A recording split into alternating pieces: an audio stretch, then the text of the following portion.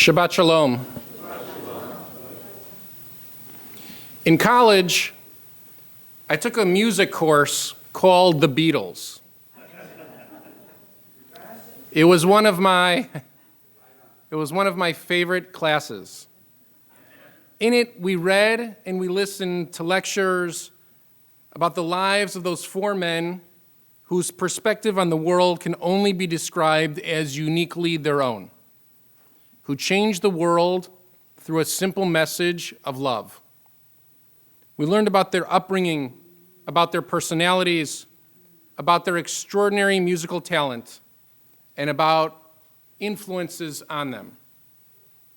And I'll never forget a story about John Lennon, who was experimental when it came to music, as they all were. And as the story goes, he loved the harmonica and was talented at it, as evidenced by his harmonica performance in Love Me Do, released in 1962. And then he came to New York, and he heard another musician by the name of Bob Dylan play his harmonica very differently, in a more unperfect manner. It sounded raw.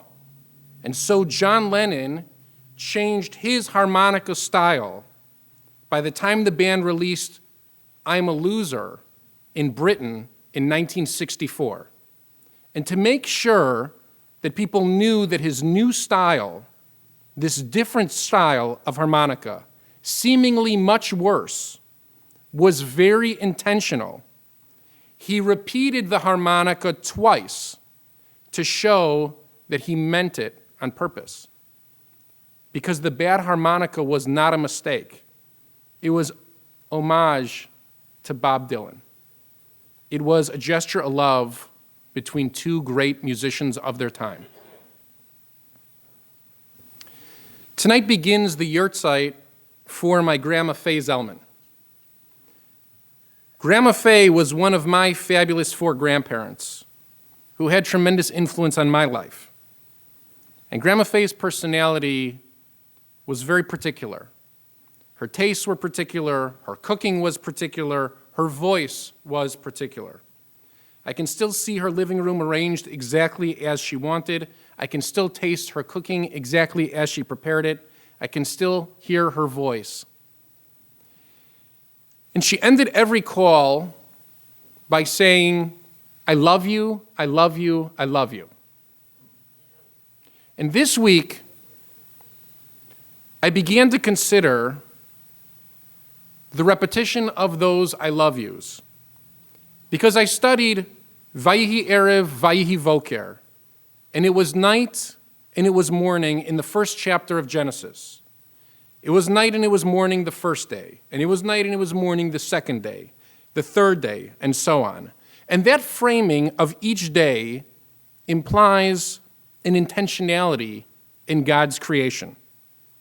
The final sentence adds significance to each day individually on its own merit. No detail of any day is accidental. And the way in which Gramma Fay ended each conversation made each of her loved ones feel like she recognized the significance of each of those phone calls. Had she just said, I love you once, it would have maybe seemed as a formality. I love you might have seemed like a reminder, or like she forgot whether she said it at all. But 3 times, I love you, I love you, I love you, always felt so intentional, so nuanced, so intentional that I can still hear her voice saying it in my soul. I can summon the sound and feeling of Gramma Fay's I love you, I love you, I love you faster than I can remember what I ate for dinner last night. It made such an intentional impression on me that her pure love and support formed one of the foundation stones for my neshama, for my soul.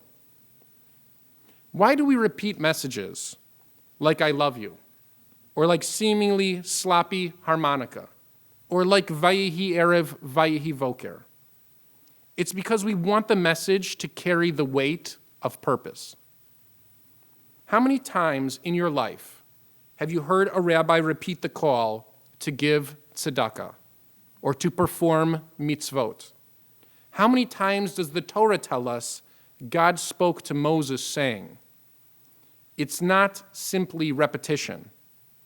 These messages matter. How can we learn from the Torah or from Gramma Fay? How can we speak to one another with a greater sense of intentionality? How can we live our lives moving forward with a greater sense of purpose? This week in Parshat Bereshit, the Torah wants us to understand that each day of creation matters. The world matters. Our lives matter. Each day in our lives matter.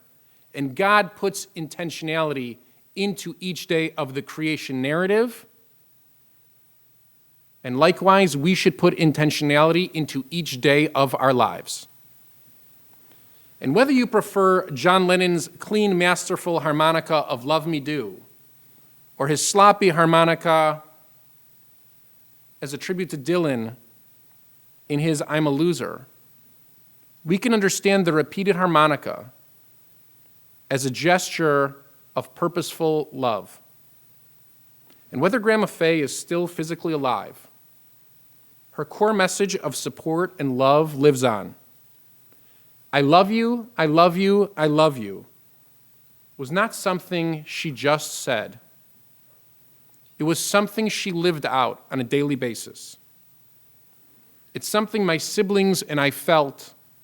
It's something we still feel. It's passed on from generation to generation. It's something my children now feel from my parents. It's something this community feels through me.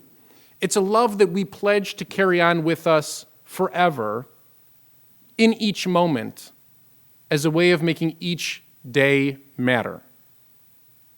I miss Gramma Fay every day, and I hear her every day. I love you, I love you, I love you too, Gramma Fay. Always. May the memory of Feiga Reisel, Bat Yitzchak Eliash V'chaya Sarah be a blessing for our family, for our community, for all of Klal Yisrael. And let us say, Amen.